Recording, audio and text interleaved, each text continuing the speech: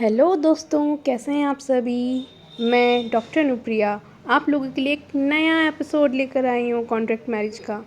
बिना देरी के जल्दी से शुरू करते हैं हमारा आज का एपिसोड।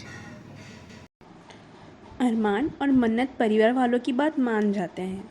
अगले दिन अरमान अपना मॉर्निंग ब्रेकआउट कर रहा था। तभी परी आकर उसके पीठ पर बैठ गई। परी, डैडी आप सच्ची में बेस्टी से शादी करोगे ना। अरमान, हाँ बच्चा, पर आप क्यों पूछ रहे हो और आप यहाँ क्या कर रहे हो इस वक्त। परी, वो डैडी कल दादी ने बोला था ना कि आपकी और बेस्टी की शादी होने वाली है, तो मुझे रात भर नींद ही नहीं आई। अरमान, अच्छा मेरी परी को नींद नहीं आई। परी, नहीं पापा, जब बेस्टी की आपसे शादी हो जाएगी तो वो मेरी मम्मा हो जाएगी ना।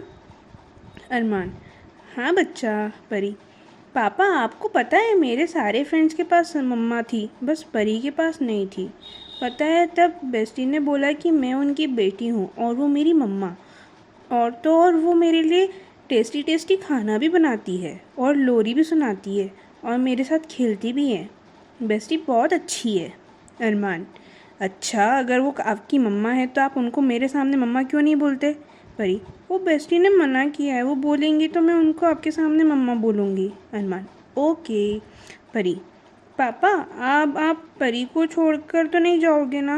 अरमान, नहीं बच्चा। परी, ये अरमान परी को खुश देखकर खुश था। अरमान खुद से, मैंने बिल्कुल सही डिसीजन लिया है।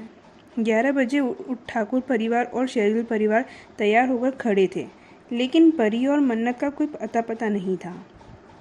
उन्नति जी, मानव, जाकर देख कहाँ रह गई दोनों। भव्या, आ जाएंगे, इतना हाइपर क्यों हो रही हैं आप। शांति जी, होश में रहो भव्या, मत भूलो कि होने वाली सास है वो तुम्हारी। भव्या, होने वाली है, हुई नहीं है। अरमान, बस बहुत हुआ।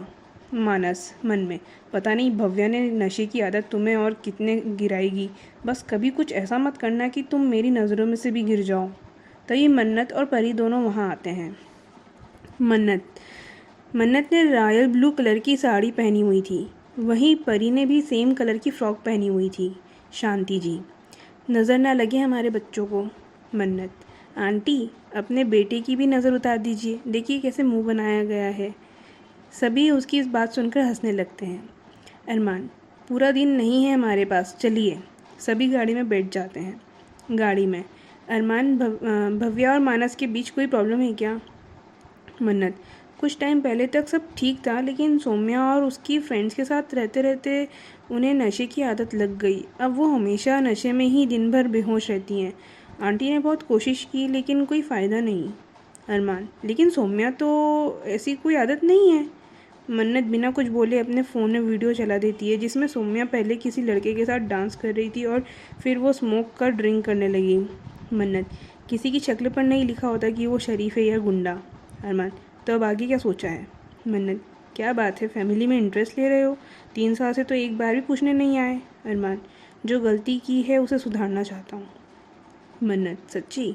अरमान, मन्नत, ठीक है, मेरे पास प्लान रेडी है, बस तुम मेरा साथ दे देना। अरमान, पहले तुम प्लान बताओ फिर सोचूंगा। मन्नत मुंह बनाकर, ठीक है, बाद में विस्तार से बताऊंगी। धीरे से, क्रूसिंग। अरमान सुन लेता है लेकिन कुछ कहता नहीं है। सभी कोर्ट पहुंचते हैं। जल्दी ही दोनों की शादी हो जाती है। जब दोनों बाहर आते हैं तो शांति जी कहती हैं, पंडित जी ने आज ही मुहूर्त शुभ बताया है, तो चलिए चलकर लगे हाथ ये भी हो जाए। वहाँ से निकलकर सभी लोग मंदिर में जाते हैं। फेरों के वक्त परी, मुझे भी पापा और बेस्टी के साथ गोल गोल घूमना है। शांति जी, बेटा आप वो आपकी मम्मा है तो मम्मा बोलो। परी मन्नत को इशारा करके, बोलूँ। मन्नत सहमति से अपनी पलकी झपका देती हैं। परी, ओके तो दादी मुझे मम्मा और पापा की तरह राउंड राउंड घूमना है। मन्नत, इधर आओ। परी झट से मन्नत की गोद में चढ़ जाती है। शांति जी, बेटा लेकिन। अरमान, कोई बात नहीं माँ, वैसे भी परी नहीं होती तो शायद ये शादी भी नहीं होती। शांति जी, ठीक है। सभी फेरे मन्नत और अरमान परी को गोद में लिए ही करते हैं। अंततः जब पंडित जी कहते हैं शादी संपन्न हुई, तो परी अपनी जगह पर उछलने लगती है।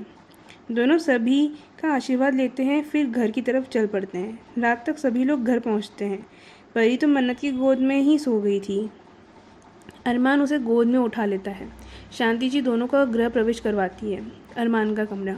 अरमान परी को बिस्तर पर सुलाकर, तुम चेंज कर लो। मन्नत परी के बगल में लेटते हुए, मेरे कपड़े यहाँ नहीं हैं। मन्नत परी को गले लगाती है तो वो तुरंत उससे चिपक जाती है और मन्नत भी कसकर खुद से सटा लेती है।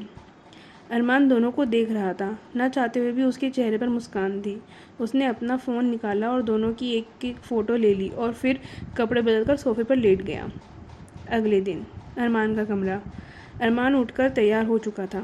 वही मन्नत और परी गहरी नींद में सो रहे थे।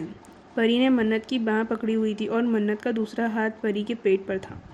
अरमान मन्नत को उठाते हुए, मन्नत उठो, 8 बज गए। मन्नत अलसाई आंखों से अरमान को देखती है और कहती है, गुड मॉर्निंग ठाकुर साहब। ये बोलकर वो वापस सो जाती है। फिर झटके से उठती हुई, 1 मिनट, आप मेरे कमरे में क्या कर रहे हैं? अरमान, मैं तुम्हारे नहीं, तुम मेरे कमरे में हो। मन्नत सर पे हाथ रखकर, अच्छा हाँ, हमारी शादी हो गई थी कल। तभी मन्नत की नज़र उससे चिपक कर सोई परी पर चली जाती है। मन्नत परी का माथा चूमते हुए, गुड मॉर्निंग मेरा बच्चा। परी नींद में ही, गुड मॉर्निंग मम्मा। मन्नत परी को गोद में उठाकर फ्रेश होने चली जाती है। ना चाहते हुए भी अरमान के दिमाग में किसी लड़की की आवाज़ गूंज जाती है, नहीं चाहिए मुझे ये बच्चा, नहीं बनना मुझे माँ। थैंक यू सो मच दोस्तों, आपने मेरी इस कहानी को सुना और ढेर सारा प्यार दिया। जो लोग नए आए हैं, जो लोग मेरी इस कहानी को पहली बार सुन रहे हैं और मेरी ये कहानी आपको पसंद आ रही हो, तो प्लीज़ जल्दी से मेरे इस चैनल को सब्सक्राइब कर लें और बेल आइकन को दबा दें, ताकि जब भी मेरी न्यू वीडियो आए तो आप लोग को जल्दी से मिल जाए। एंड स्टोरी सुनने के बाद लाइक एंड कमेंट्स करना मत भूलना। ओके, चलिए बाय, मिलते हैं हमारे नेक्स्ट वीडियो में।